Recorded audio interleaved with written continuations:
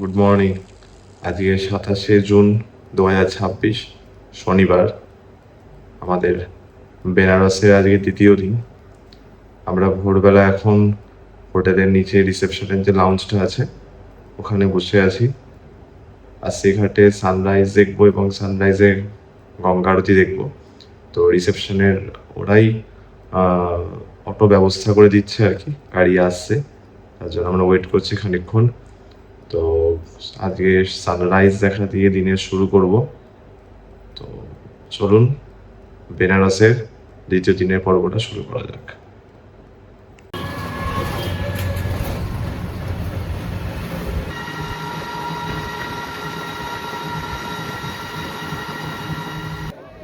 भैया बोटिंग में नहीं गया भैया सर मैम একটুর জন্য আরতিটা মিস হয়ে গেল। আমরা জাস্ট যখন ঢুকছি তখনই আরতি শেষ হয়েছে আর কি। আরও 5-10 মিনিট আগে বেরোলে হয়তো ভালো হতো। আপাতত এসে আমরা সানরাইজের সময় যে বোট রাইডটা করার কথা ছিল সে বোটে উঠেছি।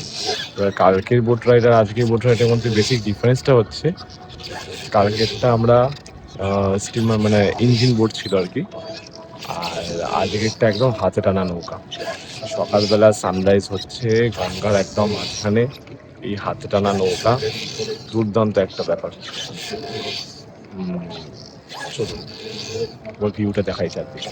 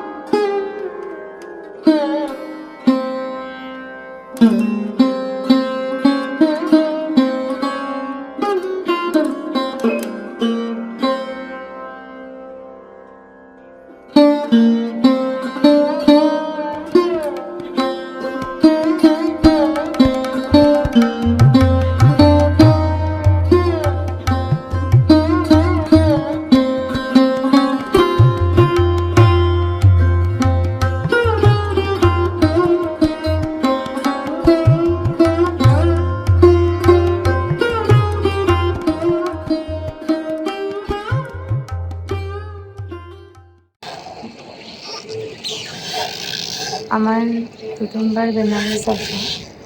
সৌম্য যদিও এসেছিল অনেকটাই আগে, অনেক ছোটবেলায়, তখন বেনারসকে ফিল করা যায়নি অ্যাকচুয়ালি। একটু ম্যাচিওর হওয়ার পর এই এখন যখন এসছি তখন শুধু বাবা মার সাথে ঘুরতে আসছি, জায়গাগুলো ঘুরছি, মন্দির, বিষয়টা এরকম। কিন্তু এই যে একদম গঙ্গার মাঝখানে সানরাইজের সময় পুরো বেনারসকে দেখছি, পুরো সূর্য উঠছে, এই যে বেনারসের শান্ত স্নিগ্ধ বিষয়টা, এবং ঠিক হয়তো সব কিছুকে ভাষায় প্রকাশ করা যায় না, এটাও ঠিক একটা সেরকম বিষয়। অনেক ভিড়, অনেক মন্দির, তার মধ্যেও যেন কিছু একটা আছে বেনারসে যেটা কিনা খুব টানে সবাইকে। খুবই ভালো লাগলো আমার। আজকেই আমাদের ডে 2 অ্যান্ড কাল আমরা ফিরে যাব। গতকাল আমরা পুজো দিয়েছি, গতকাল আমরা সানসেটের সময় বোট রাইড করেছি, গঙ্গা আরতি দেখেছি, কাল ভৈরব মন্দির গেছি। তো অনেক কিছু কালকে করে নিয়েছি। আজকের প্ল্যানটা আছে একটু যতটা আর কি রিল্যাক্স করা যায় অ্যান্ড বেনারসকে ফিল করা যায়, অ্যান্ড দিনটা শুরুই হয়েছে সেটা দিয়ে। যদিও আমাদের সকালবেলার গঙ্গা আরতি দেখার খুব ইচ্ছা ছিল, বাট আসতে আমাদের 5টা মিনিট লেট হয়ে গেল। জাস্ট মানে আমরা ঢুকেছি আর আরতি তখনই জাস্ট শেষ হয়ে গেল, তো এটা মিস হয়ে গেল। ঠিক আছে, কিছু জিনিস হয়তো বাকি থাকে পরের বারের জন্য, তো এটাও তোলা থাকলো। পরের বার আসবো আমরা আবার, তখন নিশ্চয়ই সকালবেলার গঙ্গা আরতিটা দেখব। 8 ঘন্টার বোট রাইড, এখন 6টা 10 বাজে, পেছনে সূর্য উঠছে। এখন এই মুহূর্তে তো গরম একদমই নেই, বেলা বাড়লে গরম নিশ্চয়ই বাড়বে, কালকেও তাই দেখেছি। তবে এই মুহূর্তে খুব প্লেজেন্ট। এই সকালবেলাটা গঙ্গার ঘাটে এসে এই যে নৌকা বিহারটা, এটা কিন্তু একদম মাস্ট। বিকেলবেলা ওই মোটর ইঞ্জিন যেগুলো আছে ওগুলোতে পুরো সবকটা ঘাট যে ঘোরায় ওটার একরকম অনুভূতি, আর এই সকালবেলা এসে এই একদম হাতের আনা নৌকায় গঙ্গার মধ্যে যে ঘোরানো, এটা কিন্তু সে সবকটা ঘাট কভার করলো বা কিছু এমন না, শুধু গঙ্গার মাঝখানটা নিয়ে গিয়ে কিছুক্ষণ ওখানে জাস্ট ফ্লোট করা আর কি, একটুখানি আশেপাশে দু একটা ঘাট জাস্ট কভার করা, এটার কিন্তু একটা অন্য অনুভূতি আছে। যাই হোক, এবার আস্তে আস্তে আবার হোটেলের দিকে এগোবো। আমাদের যে টোটো হোটেল থেকে আপ ডাউন মিলে 500 টাকা নিচ্ছে, আর এই বোট রাইডটা পড়লো হচ্ছে আধ ঘন্টার জন্য 1200 টাকা।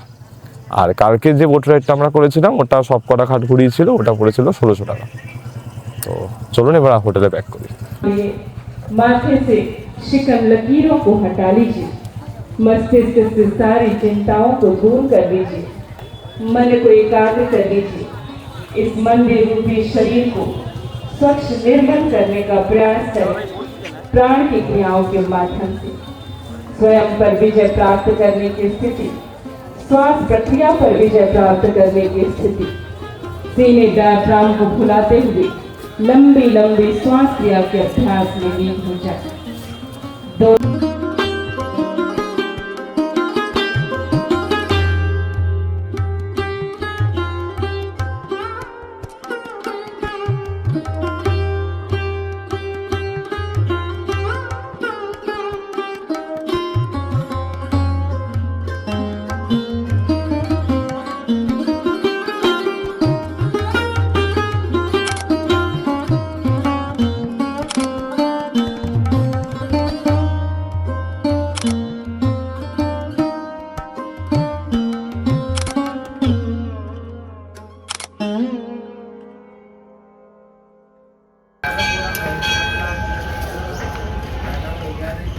আমরা স্নান করে ফ্রেশ হয়ে আবার বেরিয়ে পড়েছি। এখন 10:30 বাজে। আমরা প্রথমেই একটা মন্দিরে নামালো। এই মুহূর্তে মন্দিরটার নাম এখন আমি দেখে উঠিনি, দাঁড়ান দেখে বলি।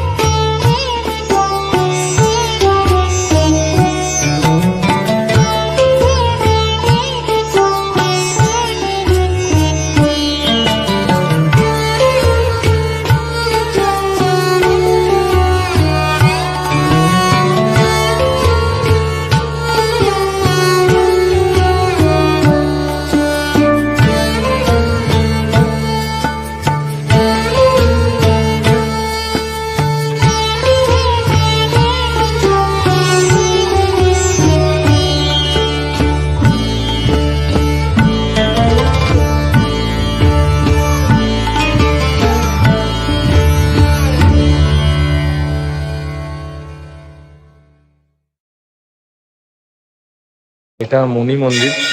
এখানে ঢুকেই আগে একটা বড় শিবলিঙ্গ আছে, তারপর দুদিকে 108টা করে শিবলিঙ্গ, আর তার সাথে মাঝে রাম লক্ষ্মণ সীতার যে মূর্তি সেটা রয়েছে। এমনিতে খুবই বড় মন্দিরটা এবং খুব ভালো ডেকোরেটেড চারদিকে। এই মন্দিরটা অনেকটাই মানে আমার পার্সোনাল যা মনে হলো আর কি, যে আমাদের জোকার যে স্বামীনারায়ণ টেম্পল রয়েছে বা দিল্লির অক্ষরধাম টেম্পলটা ভেতরটা যেরকম অনেকটা ওই প্যাটার্নে তৈরি, মানে ভেতরটা ঢুকলে ওই ধরনের মন্দিরের মানে ফিলটা পাওয়া যায় আর কি। স্বামীনারায়ণের মূর্তি ছিল ভেতরে, আমি খেয়াল করিনি। এমনিতে পরশুরামের মূর্তি দেখলাম, অর্ধনারীশ্বরের মূর্তি দেখলাম, শঙ্করাচার্যের মূর্তিও আছে, স্বামীনারায়ণের মূর্তি হয়তো আমি খেয়াল করিনি। কিন্তু মন্দিরটা প্যাটার্নটা একদমই মানে ওই টাইপের আর কি পুরো। আমরা চলে এসেছি এবার তুলসী মানস মন্দিরে। আমরা আগের মন্দিরটা এত তাড়াতাড়ি দেখেছি যে আমাদের অটো কাকু বলেছে যে আমরা যদি এই স্পিডে দেখি উনি সব মন্দির দেখিয়ে দেবে আমাদের এই কম টাইমের মধ্যে, তো আমরা স্পিডেই দেখবো এবার।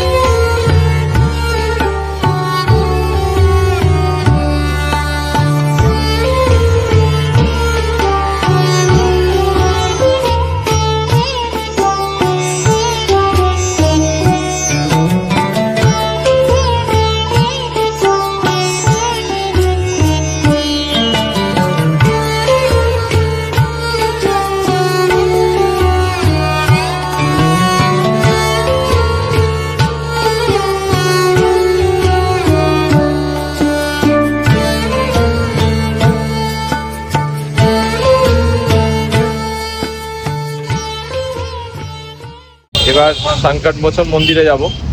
তার আগে পুজো নিতে দাঁড়িয়েছে তো দোকানে, পুজো নিয়ে সামনে মন্দিরে এগোবো। আজকে শনিবার থাকায় সুবিধা হয়েছে, একটুখানি পরে মন্দিরটা বন্ধ হচ্ছে। অন্যদিন 12টায় বন্ধ হয়, আজকে 12:30টায়, তো তাড়াতাড়ি করে এগোতে হবে।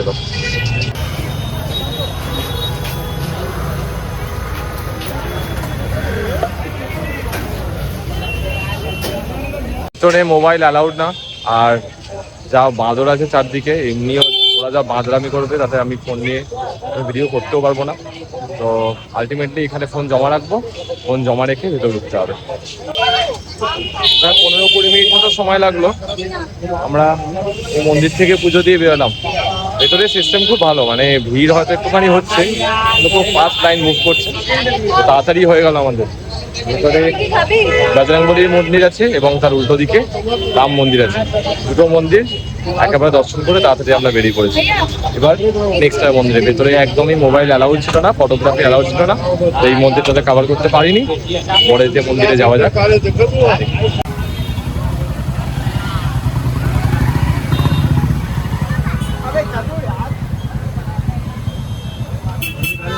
এখানে সৌমি কিছু একটা নিয়েছে, যেটা নামটা আমি কখনো শুনিনি। দেখি, শিকানজি। চিকেনজি, আচ্ছা। এটা বোধহয় 40 টাকা নিল 1 গ্লাস। হ্যাঁ, কিন্তু ভালো না খেতে। মানে যাই না লোকজন ক্রিটিসাইজ করবে কিনা, বাট আমাদের কলকাতায় এটা বেটার লাগে। মানে চিনি, একটু তো চিনি থাকবে। কলকাতার মানুষ তো চিনি খুঁজবে, একটু লেমনেডে একটু তো চিনি। যে চা চিনি ছাড়া খায়, সে যদি চিনি খোঁজে তাহলে একটু বলা নেই। চিনি ছাড়াই ভালো লাগে, বাট এতে তো একটু চিনি লাগে। নেক্সট আবার পরের মন্দিরটা চলে এসেছি, ত্রিদেব মন্দির লেখা আছে। তো দেখি ভেতর ঢুকি। এই যে কটা মন্দির দেখছি, প্রত্যেকটা যে রকমের আলাদা আলাদা আর্কিটেকচার, আমি অল্প কিছু ডিফারেন্স তো বুঝতে পারছি। তো আপনারা যদি আর্কিটেকচারগুলো সম্বন্ধে যদি জানেন, তাহলে একটু কমেন্ট করে জানান দেখি যে কোন আর্কিটেকচারটা কোন জায়গার বা কিছু। আর এখানে ত্রিদেব মন্দির মানে ভেতরে ঢুকলাম, বাইরে অ্যাকচুয়ালি কথা বলতে পারছি না। জুতো খোলার পর যখনই মেঝেতে পা দিচ্ছে আর হাঁটতে পারছি না, একদম ব্যাঙের মতো লাফি লাফি এগোতে হচ্ছে। সুতরাং যা কথা বলছি তার জন্য ভেতরে ঢুকে। এখানে ত্রিদেব মানে ব্রহ্মা বিষ্ণু মহেশ্বরী হয়তো হয়েছে। তো সামনে যাই, ভিডিও করতে দিচ্ছে, দেখাই।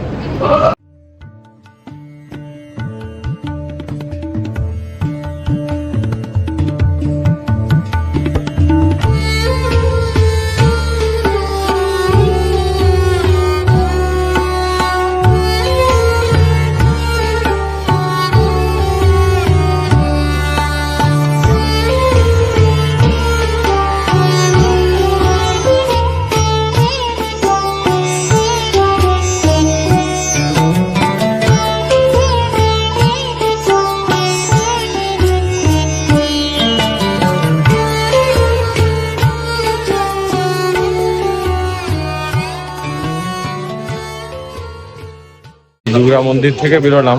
দুর্গা মন্দিরের ভেতরেও ফটোগ্রাফি অ্যালাউড না, তাই এই মন্দিরের ভেতরেও ভিডিও করতে পারিনি। তো আমাদের যে 5টা মন্দির ঘোরার কথা ছিল, 5টা মন্দির হয়ে গেল।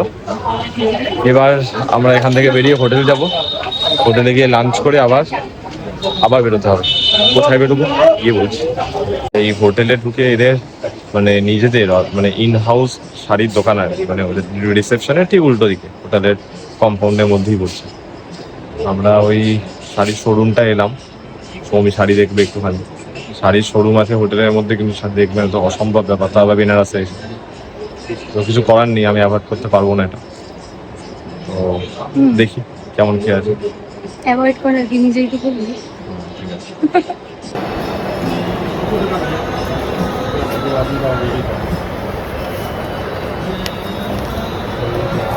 बताइए। ये जो ऑफर है ना, इसमें जो सारे 1190 है, ठीक है। ऐसा दिखाइए। वो भी है, वो कलर, वो जो दिख रहा है। हाँ हाँ, वो लाल, हाँ, पिंक के साथ। कोई साड़ी कहेंगी आपको लगा। हाँ, देखिए यहाँ चल हो गया, अभी आप एकदम स्ट्रिक्ट बाई से लेने का पहले बहुत आराम से खाते हैं। ऐसा कभी हुआ है आपको? আমরা তিনটে শাড়ি নিলাম, একটা নিলাম শিফনের ওপর, একটা নিলাম ডিজিটাল প্রিন্টের ওপর, আর একটা নিয়েছি মানে ফ্যান্সি শাড়ির ওপর এরকমই, বাট ভীষণ মিষ্টি ছিল কালারটা, যেই কারণে আরো নিলাম। তো হ্যাঁ, আরে আমরা আমাদের হোটেলের রেস্টুরেন্টে লাঞ্চ করতে চলে এসেছি। লাঞ্চে আজকে আমরা নিয়েছি ভাত,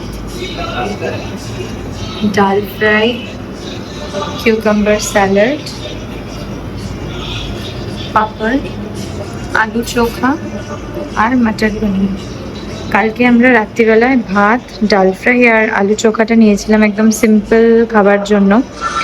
আমাদের খুবই ভালো লেগেছিল খাবারটা, মানে এত হালকা আর এত টেস্টি ছিল, যে কারণে আমরা এই তিনটে আইটেম আজকে আবার রিপিট করছি, সাথে জাস্ট মাটর পনির অ্যাড করেছি। এবার জলদি লাঞ্চ করে নেক্সট প্ল্যান হলো বেরোনো। ভিডিও না করে খাওয়া যাবে না। হ্যাঁ ঠিক আছে, হয়ে গেছে। সৌমর খুব খিদে পেয়েছে। ওকে, ইউ ক্যান স্টার্ট। তো আমরা লাঞ্চ করে আবার বেরিয়ে পড়েছি। এখন নামলাম হচ্ছে বেনারস থেকে প্রায় মোটামুটি 13 কিলোমিটার ডিস্টেন্স। অটোয় আধ ঘন্টা খানিক সময় লাগলো। আমরা এলাম সারনাথে। তো সারনাথে এখানে একজন গাইড নিয়ে এলাম, উনি 100 টাকা নেবেন, এই সব কটা যে স্পট আছে ঘুরিয়ে দেখাবেন। তো তার সাথেই আমরা এগোচ্ছি আস্তে আস্তে, এই সারনাথে ঢুকবো।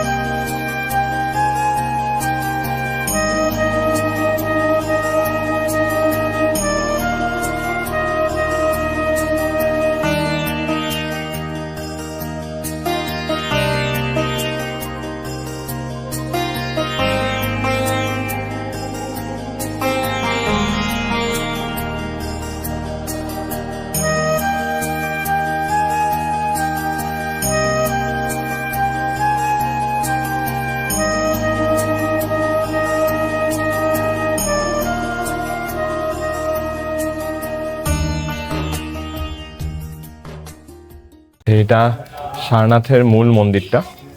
এর ভেতরে গৌতম বুদ্ধের যে মূর্তিটা দেখলেন, এটা অ্যাকচুয়ালি পাথরের মূর্তি, তার উপর গোল্ড পলিশ করা আছে। তো আমরা এই মন্দিরটা দেখলাম আগে ভেতরে। এবার চলে যাব হচ্ছে সামনে বোধি বৃক্ষ যেটা আছে, অর্থাৎ মূল বোধি বৃক্ষ তো বুদ্ধগয়াতে এর আছে, তার একটা শাখা এখানে লাগানো হয়েছে ওই গাছটা।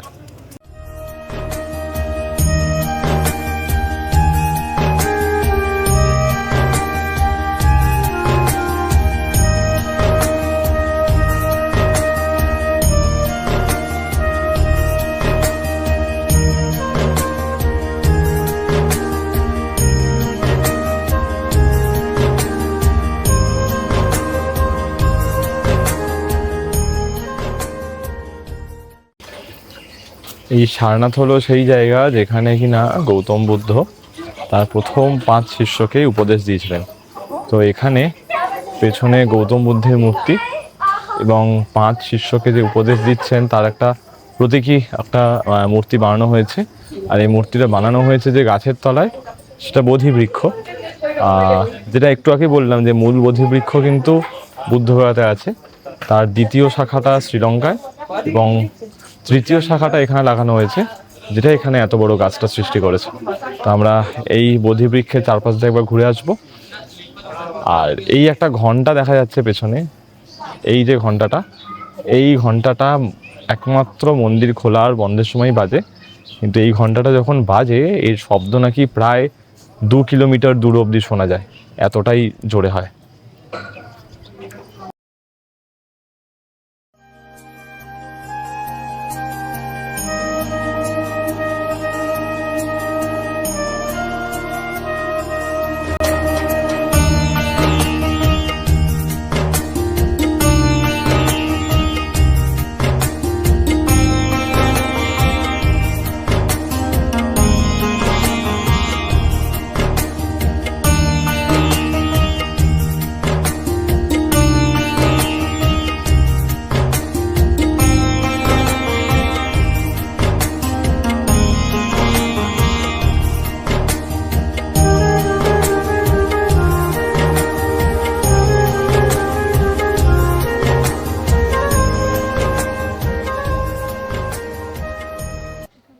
আমি একটুখানি ভুল বলেছিলাম। আসলে গৌতম বুদ্ধ তার 5 শিষ্যকে প্রথম উপদেশ এই জায়গা দিয়েছিল, যে জায়গা কিনা সারনাথের স্তম্ভটা তৈরি হয়েছে। আর প্রতীকী মূর্তিটা ওই বোধি বৃক্ষের নিচে ওখানে তৈরি হয়েছে। তো এই জায়গাতেই প্রথম 5 শিষ্যকে উপদেশ দিয়েছিল। পেছনে আমার সারনাথের স্তম্ভ। আমাদের ইতিহাস বইতে তো আমরা হয়তো সবাই পড়ে এসেছি যে সম্রাট অশোক যখন রাজধর্ম ছেড়ে যখন বৌদ্ধ ধর্ম গ্রহণ করলো এবং যখন বৌদ্ধ ধর্ম প্রচার শুরু করলো, তখন তিনি এই স্থানে, অর্থাৎ যেখানে কিনা গৌতম বুদ্ধ তার 5 শিষ্যকে প্রথম উপদেশ দিয়েছিল, সেই জায়গাতেই সম্রাট অশোক এই সারনাথের স্তম্ভটা তৈরি করে। একটা সলিড স্তম্ভ, ভেতরে ঢোকা বেরোনোর কোনো অপশান কিন্তু এখানে নেই। আর তারপরে গুপ্ত যুগের রাজারা এটাকে আরও বড় করে পুনর্নির্মাণ করেন। এটা প্রায় 2300 বছর পুরনো একটা স্তম্ভ। এখানে বৌদ্ধ ধর্মের যে মূল যে দুটো ভাগ আছে, হিনযান আর মহাযান, এই হিনযান যারা, তারা এই সারনাথের স্তম্ভটিকে পুজো করে, আর মহাযান যারা, তারা গৌতম বুদ্ধের যে মূর্তিটা, সেই মূর্তিটাকে পুজো করে। তো আমরা স্বাভাবিকভাবেই এই স্তূপের চারদিকে ঘোরা যায়, কিন্তু আমরা আর এখানে আবার গাড়ি করে গিয়ে ঘুরে ওইখান দিয়ে আসতে হবে, তো আমরা ওই দিকটা যাচ্ছি না। আমরা এখান থেকেই দাঁড়িয়ে ছবি তুলে সারনাথের স্তম্ভ দেখে আস্তে আস্তে এগিয়ে যাচ্ছি। এই গোল যে টোমটা আছে তার চারদিকে কিন্তু অনেক জ্যামিতিক কার্যকলাপ, কিছু পশু পাখির ছবি এরকম আঁকা আছে। সামনে থেকে খুব ভালো করে দেখলে সেগুলো বোঝা যাচ্ছে, ফোনে ক্যামেরা কতটা আসবে জানি না। তো আমরা ভেতরে ঢুকলাম না, আমরা বাইরে থেকেই স্তূপ দেখে আরও বাইরে 2-4টে জিনিস দেখার আছে, আমরা সেদিকে এগিয়ে যাচ্ছি আস্তে আস্তে।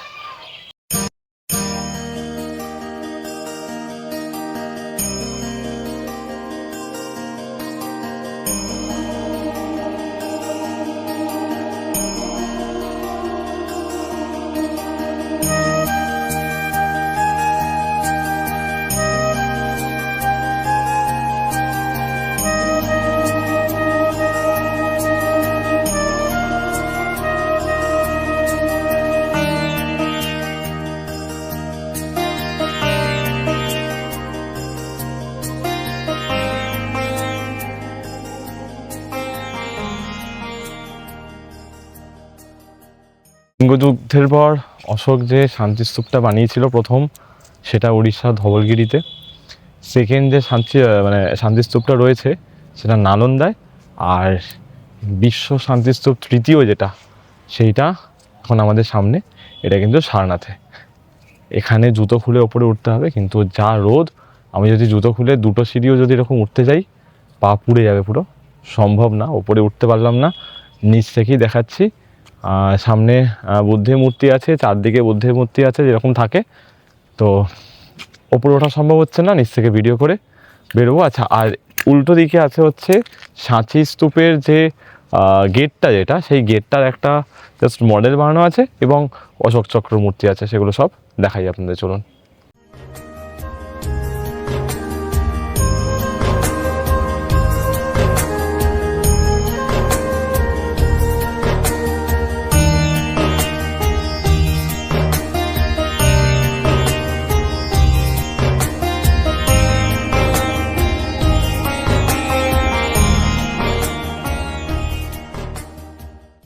এইবার আমরা চলে এসেছি সর্বোদয় মন্দির। এখন অবধি নামটাই শুধু আমাদের বললো যে এই মন্দির, কিসের মন্দির বা কি এখন অবধি জানি না। তো হাঁটছি, এখানে ফোন অ্যালাউড কিনা বুঝতে পারছি না। যদি অ্যালাউড থাকে তো ভেতরটা দেখাবো, আর না হলে তো সব জমা রেখেই ঢুকতে হবে। দেখি।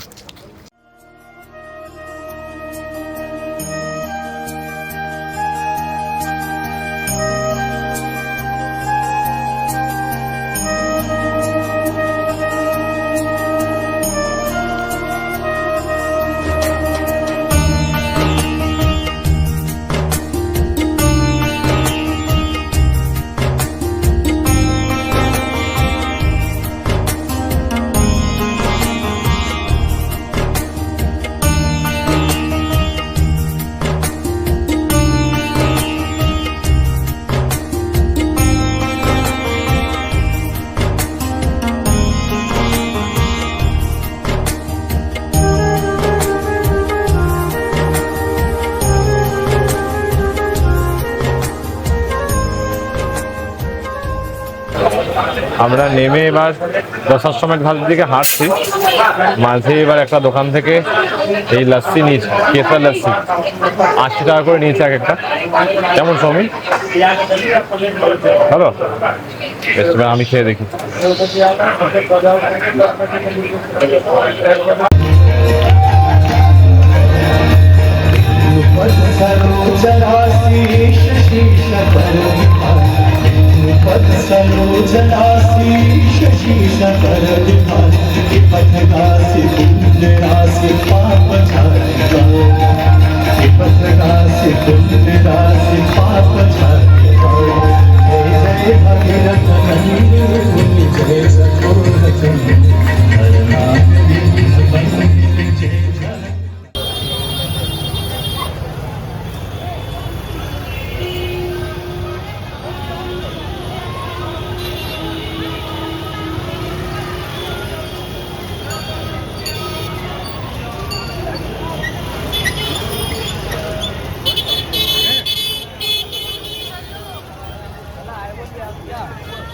কালকে দশাশ্রমের ঘাট থেকে বেরোনোর সময় এতটাই ভিড় ছিল, ওই ভিড়ের মধ্যে আর মানে ভিডিও করে উঠতে পারিনি। আর ওই ক্রাউড থাকার জন্য এত সাফোকেশন হচ্ছিল বা এত গরম লাগছে ওখানটা। আর গধুলিয়া মোড় অব্দি পুরো মানে অষ্টমীর দিনে কলকাতায় ঘোরার মতো অবস্থা আর কি। তো আলটিমেটলি কালকে ওখানে ফিরে এসে আর বিশেষ কিছু করিনি, জাস্ট ডিনার করে প্যাকিং করেছি। আজকে এই মুহূর্তে বারাণসী এয়ারপোর্টে দাঁড়িয়ে, সময় এখন সকাল 8:15। আমাদের ফ্লাইট 9:05, বোর্ডিং শুরু হবে একটু পরে। আমাদের অ্যাকচুয়ালি ট্রেনের টিকিট কাটা ছিল, কিন্তু আমি ওয়েটিং টিকিট কেটেছিলাম, তো যেটা কনফার্ম একটা হয়েছে আর একটা আরএসি ছিল। তো তার জন্য আপাতত ট্রেনে না গিয়ে আমরা ফ্লাইটই কাটলাম কালকে। তো ব্যাস, এবার ফেরার পালা। দুদিনের ট্রিপ, মোটামুটি দুদিনে যতটা জায়গা কভার হতে পারে ভেবেছিলাম তার থেকে অনেকটা বেশি জায়গায় আমরা কভার করে ফেলেছি। অনেকটা বেশিই ঘুরেছি। তো ভালো হয়েছে, ভালো ট্রিপ হয়েছে। দুদিন কিন্তু সাফিসিয়েন্ট টাইম, মানে দুদিনে একটু ভালো মতো ঘোরা hectic যায়, হয়, কিন্তু but রিল্যাক্স করার জন্য আমার মনে হয় হাতে আরেকটা দিন থাকলে আমরা একটুখানি বাড়ির ঘাটগুলোকে আরো বড়দের ভালো আনলে আর একটু টাইম নিয়ে আর একটু ধীরে সুস্থে ঘুরলে তাদেরও ভালো লাগে। টানা ছাড়াও মানে ঘাটগুলোকে একটুখানি এক্সপ্লোর করা explore বা করা যাবে। ঘাটে একটুখানি যদি সময় কাটাতে হাতে আরেকটা দিন লাগবে, মানে 3 নাইট 4 ডেজ করলে একদম পারফেক্ট হয় আর কি। আমরা 2 নাইট 3 ডেজ হয়নি আমাদের, বেসিক্যালি 2 নাইট 2 ডেজই হচ্ছে সব মিলিয়ে। তো বেশ ভালো এক্সপিরিয়েন্স। আমার সেকেন্ড টাইম আসা, সৌমিত প্রথমবার বেনারস এক্সপিরিয়েন্স করলো। সবই ভালো, শুধু সরু গলিগুলো দিয়ে হাঁটতেও খুব ভালো লাগে। ষাঁড়গুলো তো গলি শুরু করার আগে থেকেই ওখানে আছে, ওদেরকে নিয়ে কিছু বলার নেই। কিন্তু স্কুটি বাইকগুলো এত জোর জোর ওই জায়গা দিয়ে যায়, একটা টাইমের পর ওদের জন্যও কিন্তু আর মানে বিরক্তিকর লাগে হাঁটাটা। যদিও ওখানে স্কুটি বাইক ছাড়া কোনো অপশনও নেই গলিগুলো, তো যেতে হবেই ওগুলো। তো আদারওয়াইজ ভালো। কিন্তু আরেকটা কথা এটা বলবো, সেটা হচ্ছে কালকে দশাশ্রমের ঘাটে যে আমরা আরতিটা দেখলাম, আমার ওভার হাইপ লেগেছে। মানে আপনারা আগের দিনে ভিডিওতে ললিতা ঘাটের আরতিও দেখেছেন, কালকে দশাশ্রমের ঘাটের আরতি ভিডিও দেখলেন, খুব একটা আলাদা কিছু ডিফারেন্স পাইনি, যার জন্য কিনা অত ক্রাউড বা মানে আমার পার্সোনালি মনে হচ্ছে একটুখানি ওভার হয়। বরঞ্চ ললিতা ঘাটের আরতিটা আমরা অনেক ভালোভাবে পিসফুলি এনজয় করেছিলাম, এবং তারপরে লেজার শোটাও খুব ভালো ছিল সব মিলিয়ে। যাকগে, এইবারের মতো বারাণসী ট্রিপ কমপ্লিট, বা ঘরে ফেরার পালা। আবার কাল থেকে সেই স্কুল, সেই বিজি শিডিউল। নেক্সট মান্থে একটা প্ল্যান আছে, তো সেটা নিয়ে আবার আমরা আসবো। নেক্সট ভিডিওতে। Till then stay tuned.